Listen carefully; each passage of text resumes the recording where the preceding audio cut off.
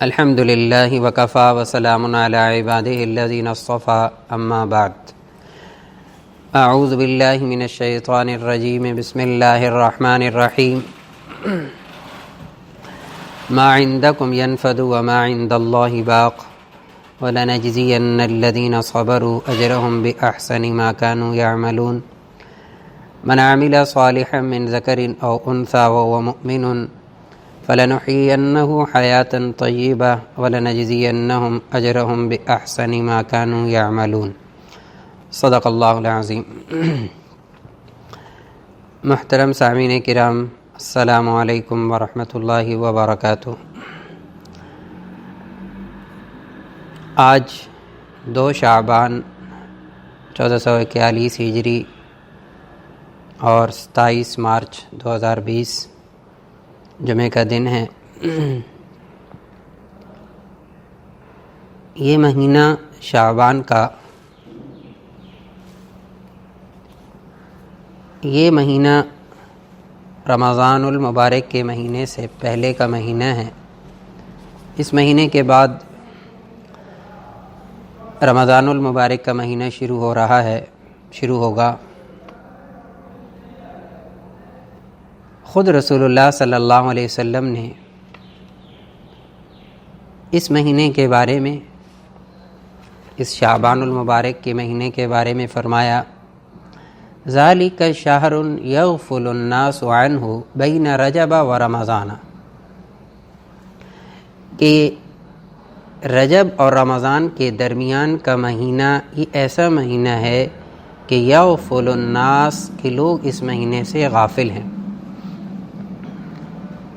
پھر آگے اسی روایت کے اندر رسول اللہ صلی اللہ علیہ وسلم نے اس مہینے کی فضیلت یوں بیان فرمایا کہ ہوا شہر ترفع الاعمال الی رب العالمین، یہ وہ مہینہ ہے جس میں عالمین کے رب کی طرف، تمام جہانوں کے رب کی طرف، اللہ کی طرف انسان کے اعمال بلند کیے جاتے ہیں۔ اور پھر آگے اس روایت کے آخر میں رسول اللہ صلی اللہ علیہ وسلم نے فرمایا کہ میرا جی یہ چاہتا ہے کہ احب ان یرفع عملی، کہ جب میرا عمل اللہ کی طرف جا رہا ہو وانا صائم، تو میرا جی یہ چاہتا ہے کہ میں اس وقت روزے کی حالت میں ہوں۔ لہذا اس مہینے کے اندر، یہ جو شعبان المبارک کا مہینہ شروع ہو چکا ہے، اس مہینے کے اندر رسول اللہ صلی اللہ علیہ وسلم کی عبادت کا معمول عام مہینوں سے اور عام دنوں سے بڑھ کر اس میں رسول اللہ صلی اللہ علیہ وسلم نیک عمل کو کرتے تھے۔ جیسے حضرت اسامہ ابن زید رضی اللہ تعالیٰ عنہ نے ایک مرتبہ نبی علیہ السلام سے پوچھا، اے اللہ کے رسول صلی اللہ علیہ وسلم، سال کے 12 مہینوں میں سے کسی مہینے میں آپ اتنے نفلی روزے نہیں رکھتے جتنے آپ شعبان میں رکھتے ہیں۔ جیسے ایک اور روایت میں ہے، لم یکن النبی صلی اللہ علیہ وسلم یصوم شہرا اکثر من شعبان۔ ام المؤمنین سیدہ عائشہ صدیقہ رضی اللہ تعالیٰ عنہ کی روایت ہے کہ رسول اللہ صلی اللہ علیہ وسلم سب سے زیادہ شعبان میں نفلی روزے رکھتے تھے۔ اور حضرت اسامہ بن زید رضی اللہ تعالیٰ عنہ کے سوال کے جواب میں رسول اللہ صلی اللہ علیہ وسلم نے وہی بات ارشاد فرمائی جو پہلے میں نے ذکر کی، کہ احب ان یرفع عملی انا صائم، کہ میں اس لیے اس مہینے کے اندر نیک اعمال کا، نفلی روزوں کا اہتمام کرتا ہوں کہ ان دنوں کے اندر اللہ رب العزت کی طرف انسان کے اعمال جاتے ہیں، تو میرا جی چاہتا ہے کہ جب میرا اعمال جا رہے ہوں اللہ کے پاس تو میں روزے کی حالت میں ہوں۔ تو اب ہمیں اللہ رب العزت نے زندگی میں ایک مرتبہ پھر یہ مہینہ شعبان المعظم کا عطا فرما دیا، اور اس کے ساتھ ساتھ اس وقت جو موجودہ ہماری پوری ملک کی حالت ہے کہ لاک ڈاؤن ہے اور اکثریت عوام الناس کی وہ گھروں میں ہے، تو اس شعبان کے مہینے کا ہم پورا فائدہ اٹھا سکتے ہیں، پورے کا پورا، کہ ہم اپنی عبادات کو بڑھا لیں۔ اور اس سے ہمارا وہ جو گھر کے اندر رہنے کا جو وقت ہے وہ قیمتی بن سکتا ہے۔ میں نے قرآن مجید کی آیت سورۃ النحل کی آیت نمبر 96 اور 97 پڑھی ہے۔ اللہ رب العزت فرماتے ہیں ما عندکم ینفد وما عند اللہ باق، جو کچھ تمہارے پاس ہے وہ سب ختم ہونے والا ہے۔ انسان کے پاس اللہ نے دنیا کے اندر بہت کچھ دیا ہے، خود انسان کی اپنی ذات ہے، انسان کا اپنی جان ہے، اپنا جسم ہے، پھر اسی طرح انسان کے پاس اللہ رب العزت نے اس کی ضروریات رکھی ہیں، ضرورت کی چیزیں یہ بناتا ہے، ضرورت کی چیزیں یہ استعمال کرتا ہے۔ تو یہ جتنی چیزیں انسان کو دنیا کے اندر نظر آ رہی ہیں، انسان کے اپنے جسم سے لے کر، اپنے جسم کے اعضاء سے لے کر، اور نظر آنے والی جو اس وقت اس کے ماتحت ہے یا اس کی ملکیت اور قبضے کے اندر ہیں، کسی بھی کیفیت کے اندر کسی بھی طرح کی ہیں، اللہ فرما رہے ہیں ما عندکم ینفد، جو کچھ تمہارے پاس ہے یہ ختم ہونے والا ہے، اور وما عند اللہ باق، اور جو کچھ اللہ کے پاس ہے وہ باقی رہے گا۔ یعنی اللہ کے پاس کیا چیز ہے؟ وہ ہیں انسان کے نیک اعمال، وہ جاتے ہیں اللہ رب العزت کے پاس، وہ سٹاک ہوتے رہتے ہیں جس کا انسان کو اجر ملے گا، اور اسی مقصد کے لیے اللہ نے دنیا میں بھیجا ہے۔ سورۃ الذاریات کی آخری آیات میں اللہ رب العزت نے یہی فرمایا وما خلقت الجن والانس الا لیعبدون، کہ جن اور انسان یہ دو مخلوقات ایسی ہیں، ان کو اللہ رب العزت نے ان کی پیدائش کا جو مقصد بیان فرمایا وہ صرف اور صرف یہی بیان فرمایا کہ ان کا مقصد صرف اور صرف اللہ رب العزت کی عبادت کرنا ہے۔ پیدائش کا مقصد صرف اور صرف اللہ رب العزت کی عبادت ہے۔ تو اللہ رب العزت نے انسان کو بھیجا دنیا کے اندر اپنی عبادت کے لیے، تو جب یہ اپنی نیت کو درست کر لیتا ہے تو اس کے بہت سارے کام عبادت شمار ہونا شروع ہو جاتے ہیں، بہت سارے کام عبادت شمار ہو جاتے ہیں۔ انسان اپنے بیوی بچوں کے لیے کماتا ہے، اس کے لیے صدقے کا ثواب لکھا جاتا ہے، اور بھی بہت ساری ایسی چیزیں جو انسان کی نیکی شمار ہونا شروع ہو جاتی ہیں، عبادت شمار ہونا شروع ہو جاتی ہے۔ تو اس لیے آج کی بات کا موضوع اور مقصد بھی یہی ہے کہ ایک تو اللہ رب العزت نے ہمیں یہ مہینہ عطا فرما دیا اپنی زندگیوں میں، اور دوسرا ہمیں اللہ رب العزت نے وقت بھی عطا فرما دیا ہے۔ اب ہم اپنے اس وقت کو کیسے قیمتی بنا لیں کہ یہ مہینہ بھی ہماری زندگی میں اور وقت بھی ہمارے پاس ہے، کیوں نہ ہم اس مہینے کو اس طرح گزارنے کی کوشش کریں جس طرح رسول انور صلی اللہ علیہ وسلم نے گزارا اور حضرت کے اصحاب رضی اللہ تعالیٰ عنہم اجمعین نے اس مہینے کو گزارا۔ صحابہ کرام کے بارے میں رضی اللہ تعالیٰ عنہم اجمعین، ان کا مزاج اس مہینے میں کیا تھا، کیا کرتے تھے؟ ایک روایت میں ہے حضرت انس بن مالک رضی اللہ تعالیٰ عنہ فرماتے ہیں کہ اصحاب النبی صلی اللہ علیہ وسلم اذا نظروا ہلال شعبان، جب وہ شعبان کا مہینہ دیکھتے، یعنی شعبان کا مہینہ جیسے ہمیں اب مل چکا ہے، پا لیتے، چاند دیکھ لیا، تو وہ پہلا کام کیا کرتے تھے کہ وہ قرآن مجید کی تلاوت بہت زیادہ کرتے تھے۔ کبوا علی المصاحف یقرؤونہا، خوب قرآن مجید کی تلاوت کرتے، خوب۔ اتنا اللہ نے موقع دے رکھا ہے انسان کو کہ وہ اپنے وقت کو کیسے قیمتی بنا لے،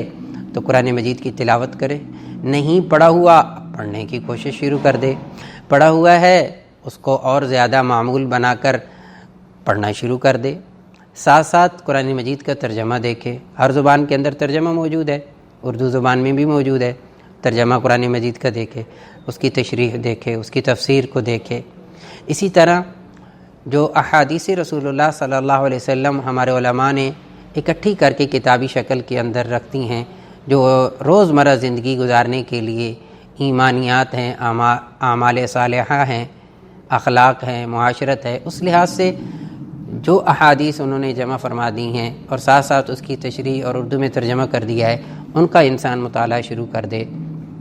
تو ایک تو صحابہ کرام یہ والا عمل کرتے تھے، دوسرا وہ یہ کرتے تھے کہ اس مہینے کے اندر زکوٰۃ نکالتے تھے، زکوٰۃ نکالتے تھے، اور کیوں؟ لیتقوی بها الضعیف والمسکین، تاکہ اس زکوٰۃ کے مال سے جو مستحق ہے اس تک زکوٰۃ کا مال پہنچتا تو وہ اپنے آپ کو قوی کر لیتا، مضبوط کر لیتا رمضان المبارک کے روزوں کے لیے، علی صیام شہر رمضان، رمضان المبارک کے مہینے کے روزوں کے لیے اپنا بندوبست کرنا، اپنے آپ کو قوی کرنا، اپنے آپ کو مضبوط کرنا، یہ اس وقت صحابہ اکرام رضی اللہ تعالی عنہم اجمعین کے زکوٰۃ کا مال جو مستحق تک جاتا تھا وہ بھی تیاری کر لیتا تھا اپنے روزوں کے رکھنے کے لیے۔ تیسرا کام صحابہ کیا کرتے تھے؟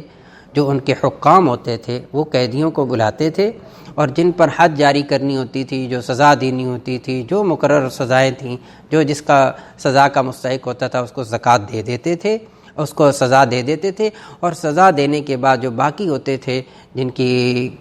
جو قید ہوتے تھے، جن پر کوئی حد یا سزا جاری نہیں کرنی ہوتی تھی، صرف قید کرنا مقصود ہوتا تھا، ان کو رہا کر دیتے تھے۔ اور چوتھا کام صحابہ کرام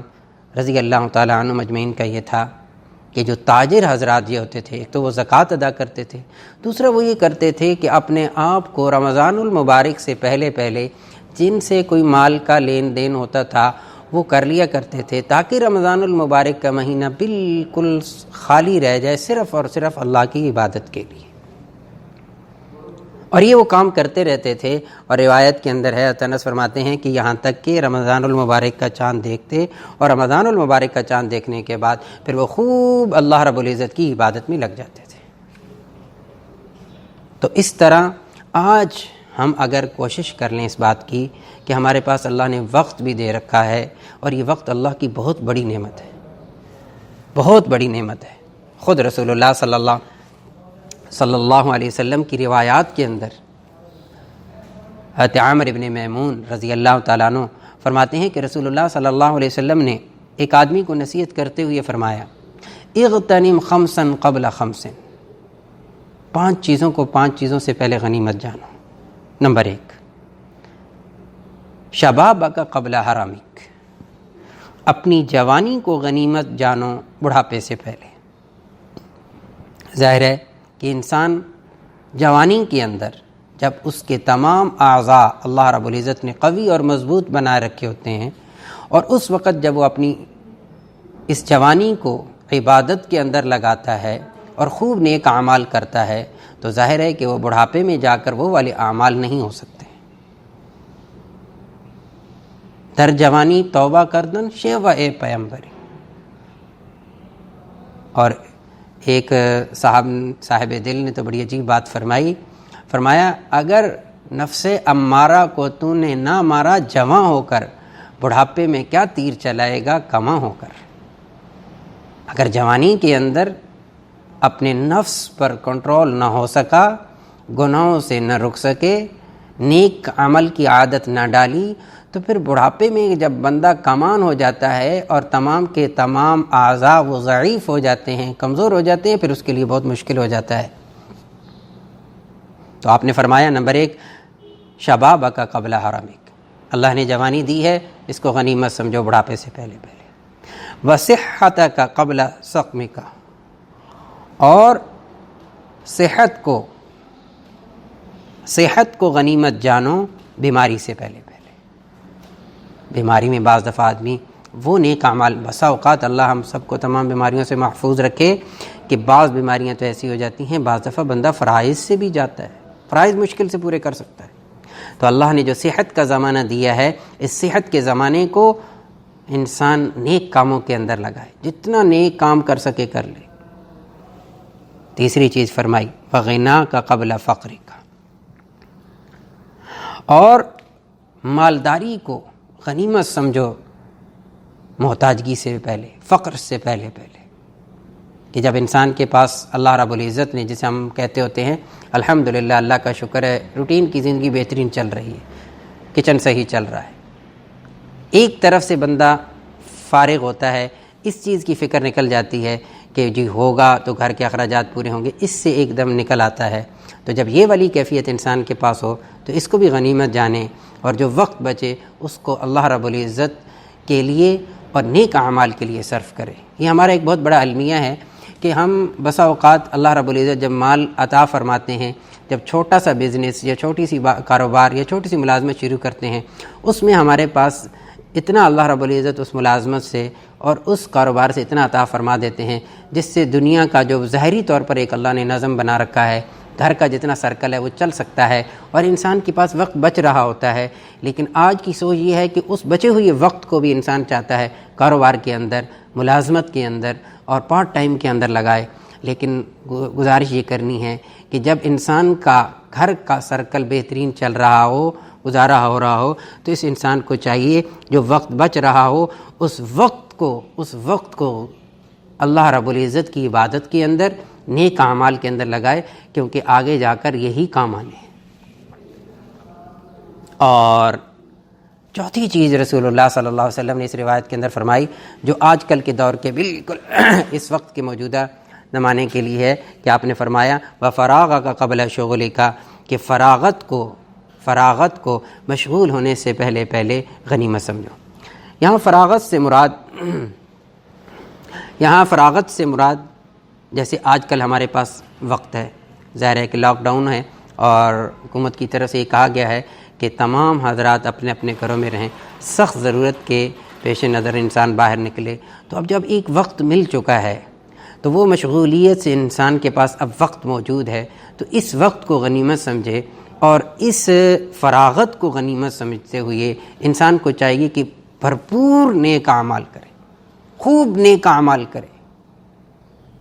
خوب نیک اعمال میں لگ جائے انسان۔ اور آخری بات فرمائی وَحَيَاتَكَ قَبْلَ مَوْتِكَ، انسان موت سے پہلے اپنی اس زندگی کو غنیمت سمجھے۔ حقیقت یہی ہے کہ انسان کی جب آنکھیں بند ہوں گی اور صحیح آنکھیں جب کھلیں گی، اس وقت اس بندے کی ایک ہی اپنے رب سے التجا ہوگی، یا رب ارجعو، اے اللہ ایک دفعہ تو دنیا میں مجھے بھیج دے، لعلی اعمل صالحا، اور میں صرف اور صرف اعمال صالحہ کروں گا اور کچھ نہیں کروں گا۔ کتنی جگہ پہ انسان کی اس کیفیت کو اللہ نے بیان فرمایا ہے کہ جب انسان مرتا ہے حتی اذا جاء احدکم الموت قال رب ارجعون، اے اللہ مجھے دنیا میں بھیج دے۔ کیا کرے گا تو جا کر؟ کہا کچھ نہیں کروں گا، تجھے راضی کروں گا، تیرے احکامات پر عمل کروں گا، نیک عمل کروں گا۔ اس لیے ہمیں اللہ رب العزت نے جو وقت عطا فرمایا ہے، اس وقت کی قدر یہی ہے کہ انسان اپنے اس وقت کو اس طرح قیمتی بنائے کہ انسان اپنا نظام الاوقات اس طرح سیٹ کرے کہ جس کے اندر اس کی عبادات خوب نکھر کر سامنے ہیں۔ اور مومن کی شان کیا ہے؟ اسلام کا جو حسن ہے وہ کیا ہے؟ آپ نے فرمایا من حسن اسلام المرء ترکہ ما لا یعنیہ، اسلام کا حسن یہ ہے، اسلام کی خوبی یہ ہے کہ انسان لا یعنی باتوں کو چھوڑ دے، فضول باتوں کو چھوڑ دے جس کا کوئی فائدہ ہی نہ ہو۔ اور رسول اللہ صلی اللہ علیہ وسلم نے تو یہاں تک فرما دیا کہ نعمتان مغبون فیہما کثیر من الناس، کہ دو نعمتیں ایسی ہیں جن کے بارے میں بہت سے لوگ دھوکے میں پڑے ہوئے ہیں، الصحت والفراغ، ایک صحت دوسری فراغت۔ صحت کی قدر کب ہوتی ہے؟ جب انسان بیمار ہوتا ہے، اور فراغت کی قدر کب ہوتی ہے؟ جب انسان چاہتا ہے کاش کہ مجھے اس نیک عمل کے لیے وقت مل جائے، لیکن انسان اس وقت اس کے پاس وقت نہیں ہوتا۔ آج اللہ نے بہت بڑا وقت دے رکھا ہے، بہت قیمتی بن سکتا ہے، تھوڑی سی بندہ کوشش کرے۔ اور رسول اللہ صلی اللہ علیہ وسلم نے فرمایا روزانہ جب سورج نکلتا ہے تو کیا اعلان کرتا ہے سورج؟ من استطاع ان يعمل خيرا فليعمله آج اگر کوئی بھلائی کر سکتا ہے تو کر لے، کوئی نیکی کا کام کر سکتا ہے تو کر لے۔ فَإِنِّي غَيْرُ مُكَرَّرٍ عَلَيْكُمْ أَبَدًا، آج کے بعد میں پھر کبھی واپس نہیں لوٹوں، آج کا دن کبھی نہ آیا، پھر جو ایک دفعہ گیا پھر واپس نہیں آتا۔ اور ہمارے اکابر، خاص طور پر حضرات صحابہ کرام رضی اللہ تعالی عنہم اجمعین، باقاعدہ طور پر دعائیں مانگتے تھے۔ حضرت عمر بن خطاب رضی اللہ تعالی عنہ کی دعا فرماتے تھے، اللہم انا نسألک صلاح الساعات، اے اللہ ہم آپ سے زندگی کی ساعات کی بہتری مانگتے ہیں، سوال کرتے ہیں ان گھڑیوں کا، ان اوقات کا، والبرکۃ فی الاوقات، اور اے اللہ ہمارے عمر کے اندر برکت عطا فرما، ہمارے اوقات کے اندر برکت عطا فرما، کہ ہم چند تھوڑے سے کام، زیادہ کام تھوڑے سے وقت میں کر لیں۔ سیدنا علی المرتضیٰ رضی اللہ تعالیٰ عنہ کا کیا خوبصورت جملہ ہے، فرماتے ہیں الایام صحائف اعمارکم فخلدوها صالح اعمالکم، یہ جو دن ہیں یہ تمہاری عمروں کے صحیفے ہیں، کتابیں ہیں تمہاری، اچھے اعمال سے ان کو دوام بخشو، اچھے عملوں کر کے ان کو بھر دو۔ اس لیے بھرپور کوشش ہو کہ ان دنوں کے اندر، جو جب تک یہ لاک ڈاؤن چل رہا ہے، اس کے اندر انسان کو چاہیے کہ اپنا نظام الاوقات وضع کرے، اور اس نظام الاوقات کے اندر کوشش کرے، خاص طور پر جو فجر کے بعد کا وقت ہے، کہ رسول اللہ صلی اللہ علیہ وسلم کی دعا ہے، اللہم بارک لی امتی فی بکورہا، اے اللہ میری امت کے صبح کے اوقات میں برکت عطا فرما۔ اور یہاں تک کہ حضرت خود رسول اللہ صلی اللہ علیہ وسلم تشریف لائے، حضرت فاطمہ الزہرا رضی اللہ تعالی عنہا آرام فرما رہی تھیں، لیٹی ہوئی تھیں، آپ نے فرمایا یا بنیا، اے میری بیٹی، قومی، کھڑی ہو جا، اشہدی رزق ربی کی، اس وقت اللہ رب العزت رزق کو تقسیم کر رہا ہے اور تو سو رہی ہے۔ وَلَا تَكُونِي مِنَ الْغَافِلِينَ، غفلت والوں میں سے نہ ہو، کیوں؟ ان اللہ عز وجل یقسم ارزاق الناس ما بین طلوع الفجر الی طلوع الشمس، طلوع فجر سے لے کر، یعنی فجر کے وقت سے لے کر سورج کے طلوع ہونے تک کے درمیان کا جو وقت ہے، یہ وقت اللہ نے رزق کی تقسیم کے لیے رکھا ہوا ہے، یہ اللہ نے سونے کے لیے نہیں رکھا ہوا۔ انسان تھوڑی سی ہمت پیدا کر لے، اور ہمت پیدا کر کے کم از کم اشراق تک جاگ جائے، اور اس کے اندر تلاوت کر لے، توبہ کر لے، استغفار کر لے، جتنی مسنون تسبیحات ہیں ان کی پابندی کر لے، درود شریف کی تسبیحات ہیں، استغفار کی تسبیحات ہیں، استغفار کے کلمات آسان دے دیے، استغفر اللہ ربی من کل ذنب واتوب الیہ، استغفر اللہ الذی لا الہ الا الحی القیوم واتوب الیہ، ان کلمات کو پڑھے، لا حول ولا قوت الا باللہ العلی العظیم۔ اور آج کل کے دور میں جو ہمارے اکابر بتا رہے ہیں ہمیں، ان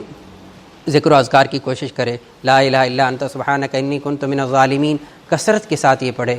حسبنا اللہ و نعم الوکیل نعم المولا و نعم النصیر کثرت کے ساتھ پڑھے، لا حول ولا قوت الا باللہ العلی العظیم کثرت کے ساتھ پڑھے۔ اور اس کے ساتھ ساتھ آخری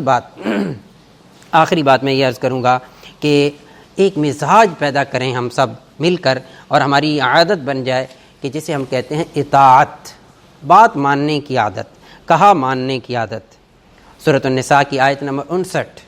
اس کو آپ پڑھیے گا اور اس کا ترجمہ بھی دیکھیے گا کہ اللہ فرماتے ہیں اے ایمان والو، اطیعوا اللہ، اللہ کا کہنا مانو، اللہ کا کہا مانو، واطیعوا الرسول، رسول کا کہا مانو، واولی الامر منکم، اور جو لوگ صاحب اختیار ہیں یعنی حکمران ہیں ان کا کہا مانو۔ ہاں فإن تنازعتم فی شیء، اگر تمہارا تنازع ہو جائے اپنے حکمرانوں کے ساتھ اس بات کے اندر کہ ان کی بات مانی جائے یا ان کی بات نہ مانی جائے، تو اللہ نے ایک طریقہ بتا دیا، فرمایا فردوہ الی اللہ والرسول، تو تم لوٹ جاؤ اللہ اور اس کے رسول کی طرف۔ تو لہٰذا آج ہمیں جو حکم دے رہے ہیں حکمران، وہ حکم کہ جو خالصتاً انسان کی زندگی کے سے متعلق ہے، انسان کی حفاظت سے متعلق ہے، اس پر عمل کرنا ہمارے لیے ضروری ہے۔ اس لیے کہ حدیث میں فرمایا، رسول اللہ صلی اللہ علیہ وسلم نے ایک جگہ فرمایا، بلکہ یہاں تک ہے کہ آپ نے فرمایا کہ